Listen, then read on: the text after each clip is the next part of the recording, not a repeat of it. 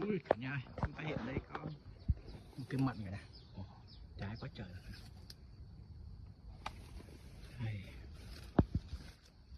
trong đây, ui, một chùm rồi này, đã quá. Đây, tuyệt vời không? Đây này, một chùm này. Cây này thì người ta bỏ hoang, người ta chặt từng ngang á. Giờ nó trồi rồi này. Chín đấy, chùm này.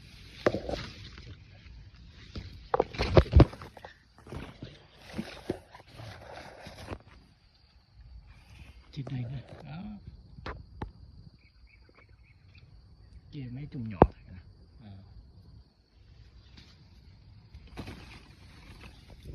Có đá lắm ha.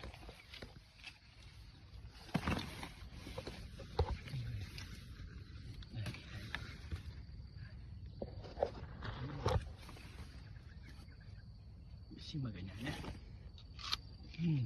Ngọt.